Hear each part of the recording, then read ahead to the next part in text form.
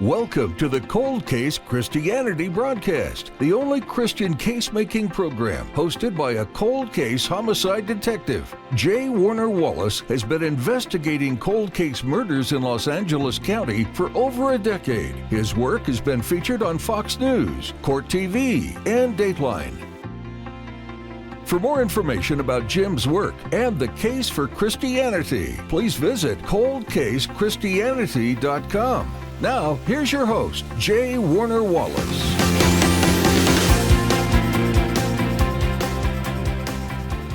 Thanks for joining us at Cold Case Christianity. I'm J. Warner Wallace. Now, we have been talking about quick shots. These are the simple, brief responses that you can give to people who maybe are having objections to Christianity, or maybe you're in a conversation with them and they simply really don't want to hear what you have to say when it comes to sharing the gospel with them or the truth of Christianity. What do you do to overcome the most common objections that we get related to the Christian worldview? And we're going to get those objections. So what we've tried to do is assemble a bunch of these on our phone app. If you go to our website at coldcasechristianity.com and click over to the tab for the phone app, you'll also see on the website we've got a section in the writing section that just has a collection of all of our quick shot responses. Now, the reason why we're assembling those, a number of years ago we did something called rapid responses, where we talked about I guess they were probably 1,000-word responses, and we thought those were really an effort to give you brief summaries of the way you can make a case in response to a number of objections to Christianity. But we realized that even those were too long, because in the end what you need is something that's so rhetorically powerful that you can almost tweet it. Well, tweeting it means you need to do it in 280 characters. Well, we may not be able to get that kind of precision, but we've tried to get close to that kind of precision in the series that we are calling Quick Shots.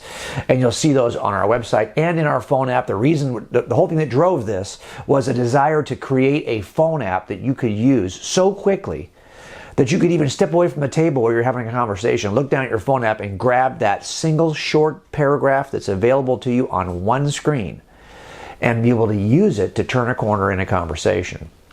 So that's what kind of was the impetus for these quick shot responses. And what we're going to do today is talk about a response to a larger question that I think is particularly of interest to younger people, especially in a culture that now is open to any number of moral ideas related to your relationships with others, your own identity, sexuality, marriage, any number of things that differ from a Christian worldview. And that's why today's topic and today's response will be simply to this claim that moral truths are a product of culture, and only a product of culture. If the culture changes, moral truths ought to be flexible enough to change with culture, because after all, moral truths really are grounded in the opinions of a group of subjects in a culture. It's cultural consensus. Now, if you think about that, that claim means that we are denying the existence, and we've done other shows on this topic, we are denying the existence of objective moral truths to begin with. If we're suggesting that all moral truths, all decisions about moral concepts are decided by groups of people in the context of whatever their culture is, well, think about that for a second. That would mean that subjects, individuals in a collective, are responsible for more. That means all moral truth is simply subjective, because it's grounded in not just a single subject. In this case, we would say it's grounded in a group of subjects. But either way, it means there are no transcendent objective moral truths, that there are only subjective ideas about moral concepts. They come from groups of subjects. Now, the reason why that I think is so compelling for young people is that if you were to poll Gen Z, this is the generation that's between 3 and 20, they're the generation behind the millennials. That generation is the most inclusive, most diverse, most accepting, most pluralistic of any demographic group in America, in the world really. So you've got a group that is inclined to be more pluralistic about a number of ideas, and more inclusive, and sees as intolerant an idea that you might divide with somebody Now, of course, we've talked about some of these issues. You cannot help but divide from somebody, regardless of what your position is. But you can see why a concept that says that all moral truth claims, all of your moral opinions are simply that, they're just opinions, and they change with culture, would be, I think, popular, or would be satisfying to a group of people who is more inclined to be pluralistic in their views anyway. It's for young people that we have to, I think, to be able to help them see clearly about the nature and existence of objective, transcendent moral truths. Because after all, if we believe Christianity is true, it means that we believe in a holy book, the Word of God. God is unchanging, doesn't change. He's the same yesterday, today, and tomorrow. And that means that He is, and moral truths are not just some creation of God. Like God makes a decision about this, and then He just simply tells us what His decision is, and He could change His mind later. So it's a matter of what His opinion is today. That's not what we believe, how we believe morals are grounded from a Christian worldview. We believe that moral truths are simply a reflection of His holy nature, a nature that is, by definition, unchanging. And that means that moral concepts are unchanging. Whatever was, they don't change. Now look, we may respond to unchanging moral truths differently generation to generation. And in fact, there may be some generations when we entirely ignore the claim altogether. But this does not mean the claim is changing. It means that we simply are ignoring a claim or bending it to our convenience in a particular generation. What we want to do, for young people at least, is to help them see where and how moral truth is grounded. And if it's grounded in the nature of an unchanging God, well, then it's not a matter of our personal opinion. You may not like the claim. You may not like the moral claim. You may not want to obey it. But its source is transcendent, and it's grounded in a holy God who doesn't change. So I think we're going to have to at least be able to help our kids see that the other alternatives for grounding truth are all subjective. Either moral truths come from our persons, individuals. Each of us gets to decide what's morally true. If that's the case, you can't adjudicate between two people, because how could you adjudicate? If your view is as equally stands as equally as my view stands, well, then how can I say that your view is wrong? If all moral truth only has to pass the test of a single individual, then every individual is right, is passing his individual test.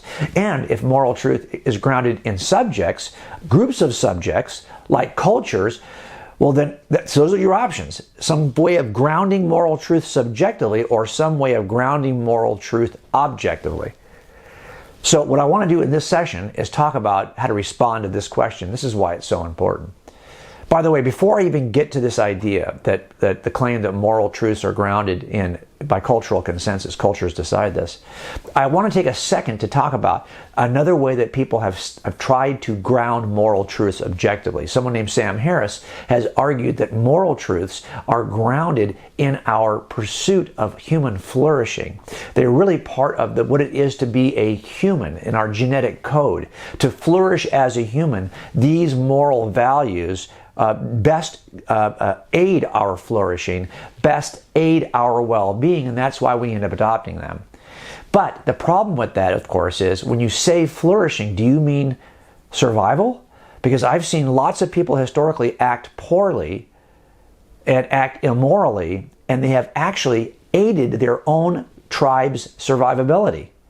They've actually aided their own tribe's well-being, because at the very grounding of well-being, the first and most important principle is survival. You can't live well if you can't live. So well-being is, first of all, grounded in survival, but there are lots of bad things you could do to aid yours. As a matter of fact, every one of us who's listening to this show today, at some point in your tribe's history, going back all the way, somebody acted immorally to aid in your tribe's survivability. We are here right now largely because we outlasted, often immorally, by defeating other cultures. So we're here to listen to this to begin with. I don't know that we can ground moral truths in the human pursuit of flourishing, because I think that borrows we would say that no, there's a certain way to flourish. One way is better than another. To just destroy all your enemies, well, that's not really flourishing. Well, it is. It could be considered flourishing. Why does your definition win? I think the end, you have to ground moral truth, not in biology, not in the pursuit of well-being. I think it has to be either in subjects, individuals or groups, or in an object, something that doesn't change, which is the nature of a holy God. Those are really your only realistic options, if you ask me. So let's take a break. When we come back, we'll talk about how to respond to this notion that we could somehow ground moral truth in cultures. Be sure to download the free Cold Case Christianity app from the iTunes Store and the Android Marketplace. The Cold Case Christianity app puts all the resources from coldcasechristianity.com in the palm of your hand. You can read the daily blog, listen to podcasts, and watch videos from within the application. And Jim uses the app to send direct messages to fans of Cold Case Christianity. The app will also link you to all the Cold Case Christianity social media and provide you with a direct connection to J. Warner Wallace. Download the app today and become a better Christian case maker. Okay, that being the case, we've kind of introduced the topic here. Can we ground moral truth in just cultural consensus? Do all moral truths just come from cultures? Well, let's give you a couple ways to respond to that. Here is the first one. I'm going to put it on your screen so you have some idea to kind of track along with me as I talk it out. Here it is. If you think that cultures are somehow the source of moral truth, what do we do when two cultures disagree? I mean, even in our own nation, there are different subcultures, right? So there, you could call these cultures, they're subcultures that exist even in our own country. There are groups even within societies like ours, and these groups disagree about important moral issues. So my question is, to whom should we appeal when these cultures, even subcultures, disagree? But look, even if our entire nation agreed on a moral issue, we still disagree with other nations, other large cultures, other large people groups. You'll see this all over the planet. Who's right when two nations disagree? Do you think that larger nations determine who wins here? Do we say then if all moral truth is determined by groups, does the largest group determine moral truth? Do larger nations determine moral truth? I mean, simply because they have a greater number of people who agree, they have greater cultural consensus?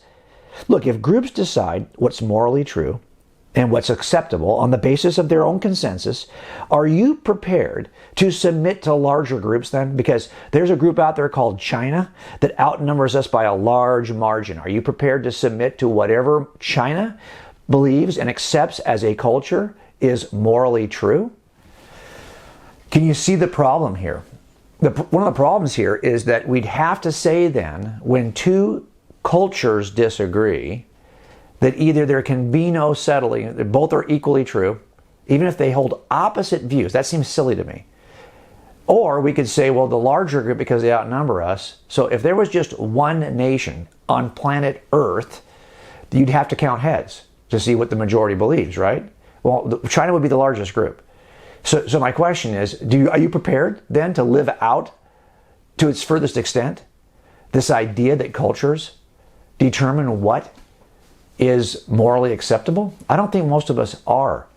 And that's the problem. We haven't clearly thought about that. You know that in Nuremberg, after World War II, when the Germans were tried for this, the war criminals, the leaders within Germany who were tried for the war crimes that were committed at the concentration camps, they argued that we could not try them.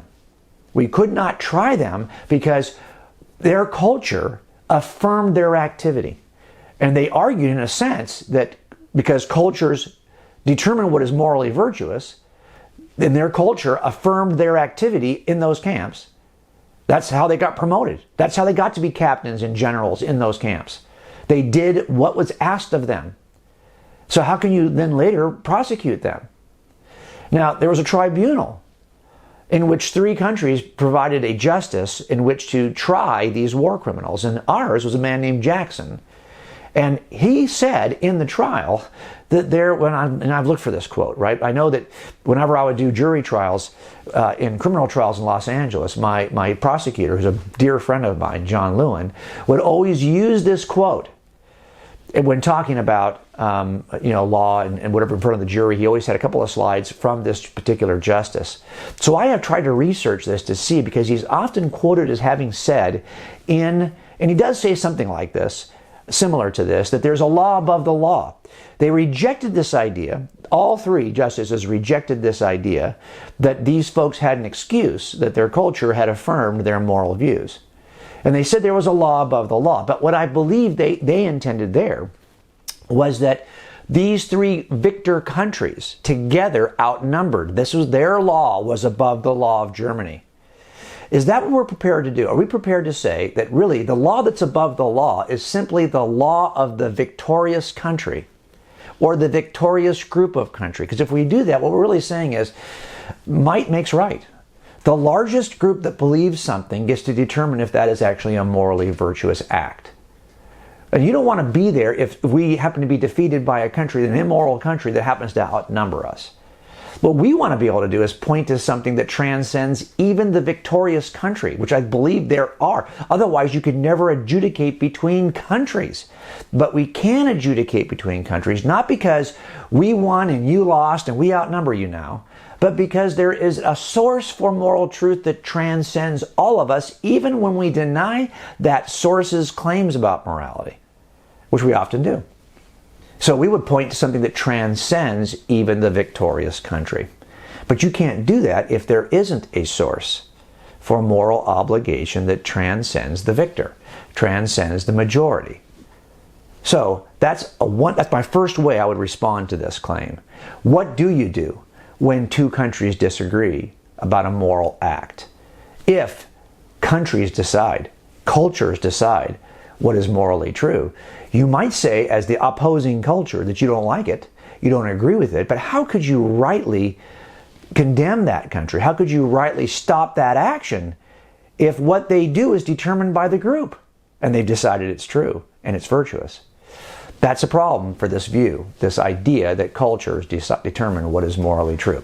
We'll take a break. When we come back, we'll give you another possible way to respond to this claim that all moral truths are simply the product of culture.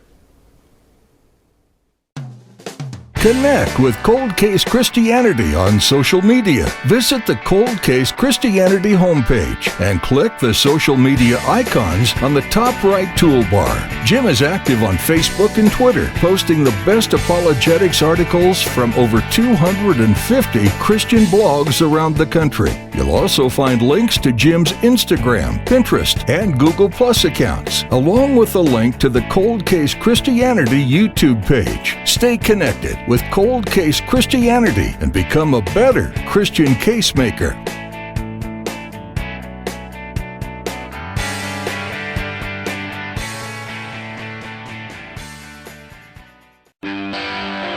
Be sure to visit the Cold Case Christianity website daily to read Jim's blog, watch the weekly video, or listen to the Cold Case Christianity podcast. You'll also find great free resources, including the free downloadable monthly Bible insert. While you're there, be sure to sign up for Jim's daily Case Notes email. Cold Case Christianity is designed to help you become a better Christian casemaker.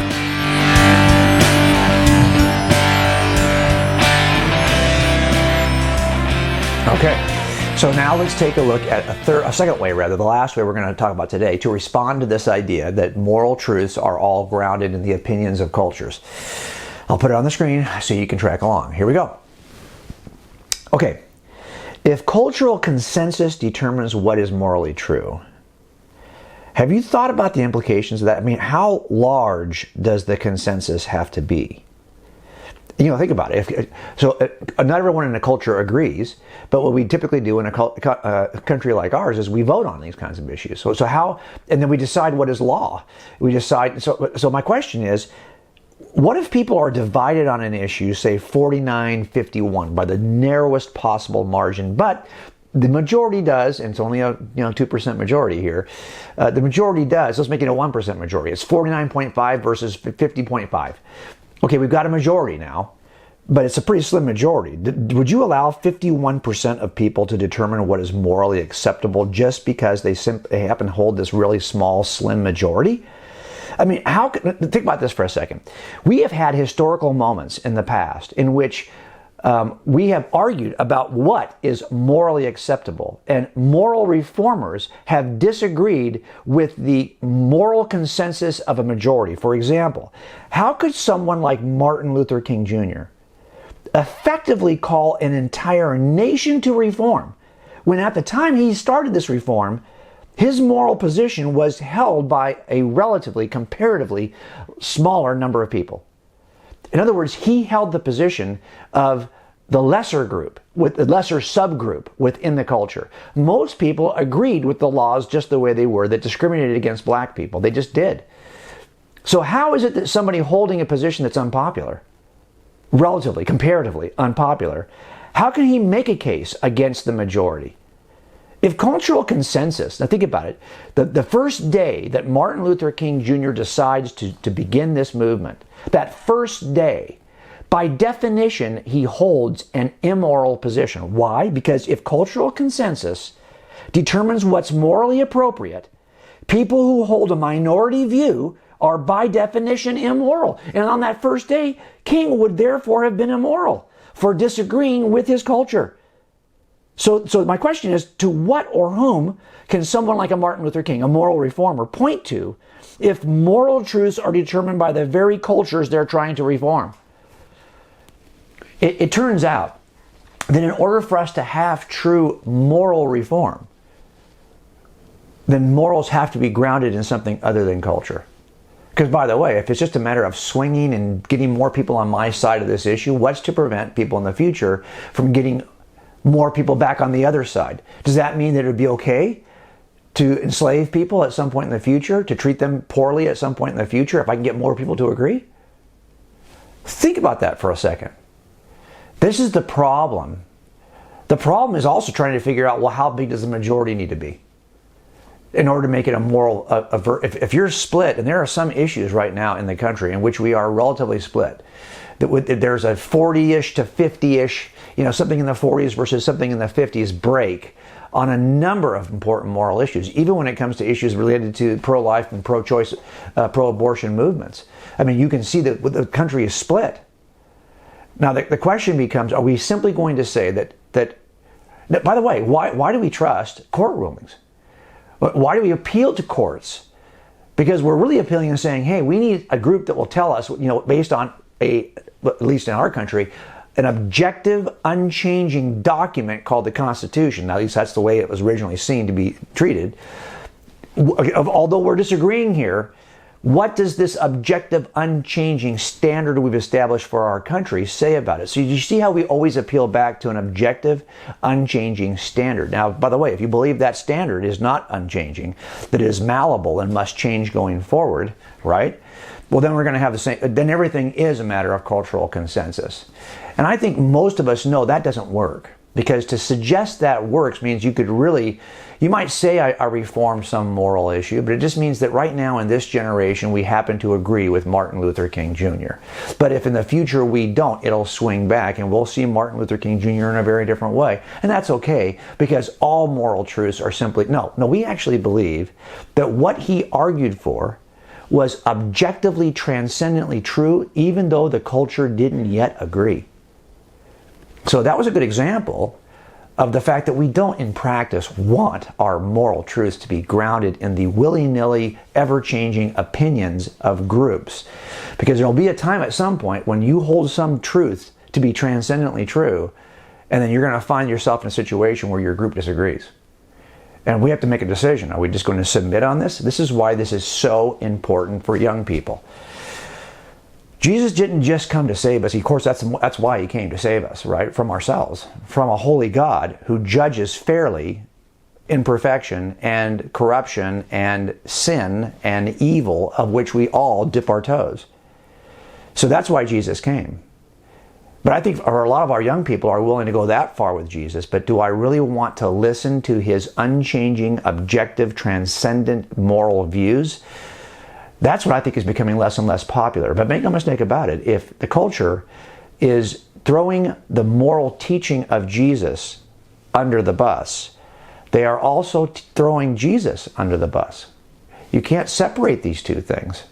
If you think he's God and demonstrated it by rising from the grave, well, then the authority he has behind his moral proclamations is like no other in the history of humans.